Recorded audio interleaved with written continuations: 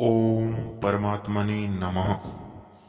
सभी भक्तजनों को नमस्कार। जैसा कि आपको विदित है, श्री गरुड़ महापुराण को लेकर के हम चर्चा कर रहे थे। आज इसी श्रेणी में आगे बढ़ते हुए हम सर्पों के विष हरने के उपाय तथा उनसे संबंधित प्राणेश्वरी विद्या के बारे में चर्चा करेंगे। देखिए, यहाँ पर मेडिकल सेक्टर को चुनौती पेश करना हमारा उद्देश्य नहीं है। सिर्फ शास्त्रों और पुराणों में जो विधियां वर्णित है उन पर चर्चा मात्र ही हमारा विषय रहेगा कि प्राचीन समय में किस प्रकार इनके उपचार आदि किए जाते थे, उनको लेकर के। तो कोई भ्रांति या अंधविश्वास जैसी कोई बात नहीं है, आप इसे ध्यान से सुने बस। श्री सूत जी बतला रहे थे ऋषियों को, तो आगे कहते हैं कि अब मैं शिव द्वारा पक्षीराज गरुड़ को सुनाए गए प्राणेश्वर महामंत्र का वर्णन करता हूँ, किंतु उसके पूर्व उन स्थानों का वर्णन करूंगा जहां सर्प के काटने से प्राणी जीवित नहीं रह सकता। अर्थात ऐसे कौन कौन से स्थान हैं जहां से यदि कोई सर्प बिलोंग करता है तो वो बहुत ज्यादा प्रभावशाली होगा, और दूसरा, अगर किसी प्राणी के शरीर पर किस किस जगह यदि सर्प काट ले तो बचने के चांस नहीं होते और होते हैं ये सब चीजें। शमशान, बाम्बी, पर्वत, कुआ और वृक्ष के कोटर, इन स्थानों में स्थित सर्प के द्वारा काट लेने पर यदि उस दांत लगे स्थान पर 3 प्रच्छन्न रेखाएं बन जाती है तो वह प्राणी जीवित नहीं रहता। षष्ठी तिथि में अर्थात छठ को कर्क और मेष राशि में आने वाले नक्षत्रों तथा मूल, अश्लेषा, मघा आदि क्रूर नक्षत्रों में सर्पदंश होने से प्राणी का जीवन समाप्त हो जाता है। इसके अलावा कांख, कमर, गला, संधि स्थान अर्थात जॉइंट वगैरह, समस्त मस्तक और कनपटी और कान के आसपास के अस्थि भाग जहां हड्डियां इत्यादि हैं, और पेट पर काटने पर प्राणी जीवित नहीं रहता। यदि सर्प के समय यानी डसने के समय दंडी, शस्त्रधारी, भिक्षु तथा नग्न प्राणी का दर्शन हो जाता है तो उसे तो काल का ही दूत समझना चाहिए, अर्थात बचने के जो चांसेस है वो बिल्कुल नहीं होते। इसके अलावा हाथ, मुख, गर्दन और पीठ में सर्प के काटने से प्राणी जीवित नहीं बचता। दिन के प्रथम भाग के पूर्व अर्ध याम का भोग सूर्य करता है। उस दिवाकर भोग के पश्चात गणना क्रम में जो ग्रह आते हैं उन ग्रहों के द्वारा यथाक्रम शेष यमों का भोग होता है। इस काल गति में प्रत्येक दिन 6 परिवर्तन के साथ अन्य शेष ग्रहों का भोग माना गया है।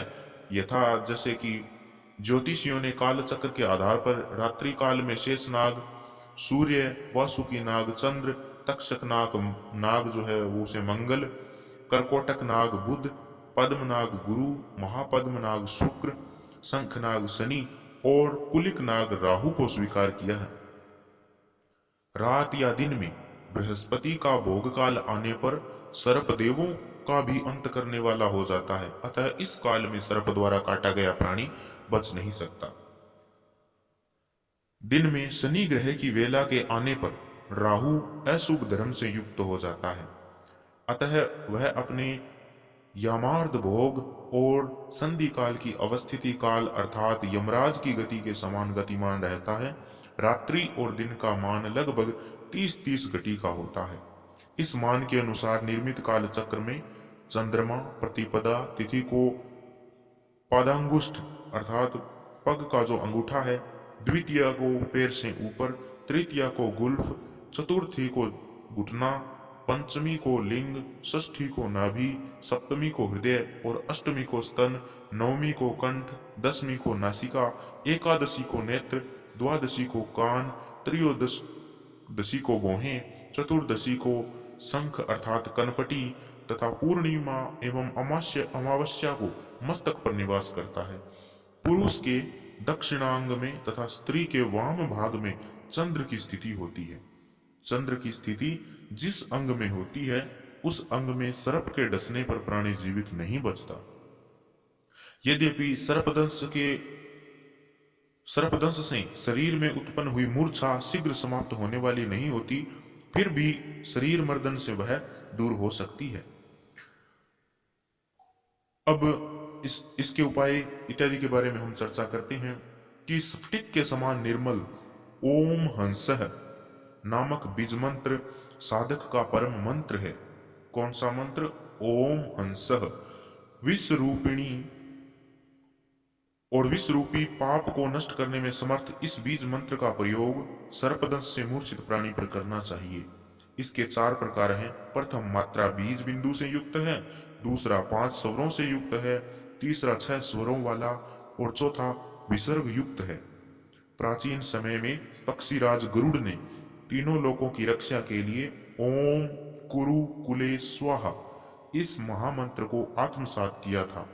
अतः सर्प एवं सर्पिणियों के विष को शांत करने के लिए इच्छुक व्यक्ति को मुख में ओम का, कंठ में कुरु का, दोनों गुल्फों में कुले तथा दोनों पैरों में स्वाहा इन शब्दों को न्यास करना चाहिए। न्यास होता है अर्थात उनको छूना, जैसे कर न्यास यानी हाथ को छू करके मंत्र बोलना।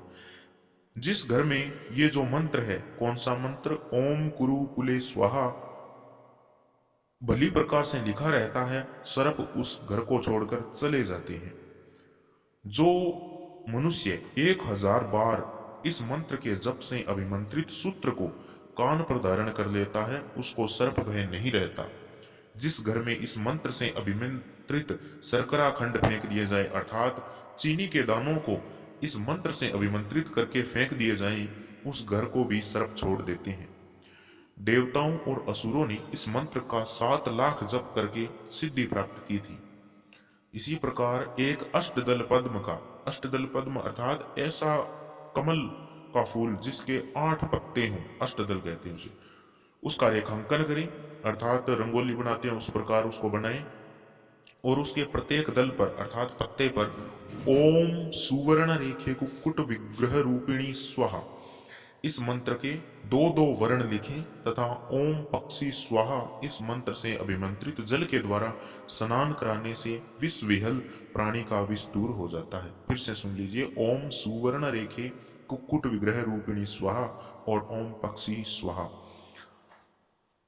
ओम पक्षी स्वाहा इस मंत्र के द्वारा अंगुष्ठ भाग से लेकर के कनिष्ठिका पर्यंत यानी अंगूठे से लेकर के जो छोटी उंगली है उस तक कर न्यास तथा मुख, हृदय, लिंग और पैरों में अंग न्यास करें तो विषधर नाग ऐसे मनुष्य की छाया को स्वप्न में भी नहीं लांघ सकता।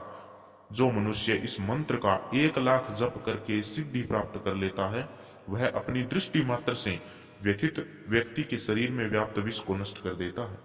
इसके अलावा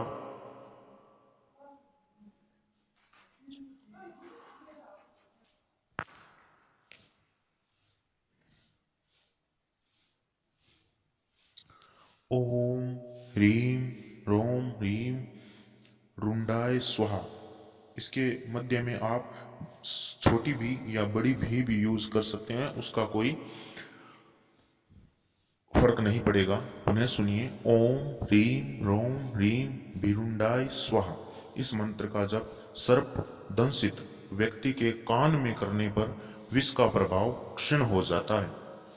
यदि दोनों पैरों के अग्रभाग में ए आ, गुल्फों में ई, घुटने में ऊ और कटी प्रदेश में ए, नाभि में औ और हृदय में औ, मुख में अंग तथा मस्तक में अह वर्ण का स्थापन करके ओम हंसः बीज मंत्र के सहित न्यास करके साधक का इस बीज मंत्र से ध्यान पूजन और जप करें तो वह सर्प विष को दूर कर सकता है। इसके आगे मैं यानी स्वयं गरुड़ हूं, यह ध्यान करके साधक को विष समन का कार्य करना चाहिए। हम बीज मंत्र का शरीर में विन्यास विष आदि का हरण करने वाला कहा गया है। वाम हाथ में हंसः मंत्र का न्यास करके जो साधक इस मंत्र का ध्यान पूजन और जप करता है वह सर्प विष को दूर करने में समर्थ हो जाता है, क्योंकि यह मंत्र विषधर नागों के नासिका भाग और मुंह की श्वास नलिका को भी रोकने में पूर्ण समर्थ है। यह मंत्र शरीर की त्वचा, मांस आदि में व्याप्त सर्प विष को भी विनष्ट कर देता है। सर्पदंश से मूर्छित प्राणी के शरीर में ओम हंसः मंत्र का न्यास करके भगवान नीलकंठ आदि देवों का भी ध्यान करना चाहिए। ऐसा करने से यह मंत्र अपनी वायु शक्ति के द्वारा उस संपूर्ण विष का हरण कर लेता है। प्रत्यंगिरा की जड़ को चावल के साथ पीसने से विष का प्रभाव दूर हो जाता है। पुनः सुनिए, प्रत्यंगिरा की जड़ को चावल के साथ जल के साथ पीसकर पीने से विष का प्रभाव दूर हो जाता है। पुनः नरवा, प्रियंगु, वक्त्रज अर्थात ब्राह्मी, श्वेत, बृहति, कुष्मांड, अपराजिता की जड़, गेरु तथा कमल गट्टे के फल को जल में पीसकर घृत के साथ लेप तैयार करना चाहिए। इस प्रकार बना हुआ लेप भी शरीर में लगाने से विष को शांत कर देता है। सर्प के काटने पर जो मनुष्य उष्ण अर्थात गर्म घी का पान कर लेता है, उसके शरीर में विष का अधिक प्रभाव जो है वो नहीं बढ़ता। सर्पदंश होने पर शिरीष नामक वृक्ष के पांचांग अर्थात उसके पत्र, पुष्प, फल, मूल एवं छाल के सहित गाजर के बीजों को पीसकर सर्वांग में लेप करने से अथवा पीने से भी विष का प्रभाव समाप्त हो जाता है।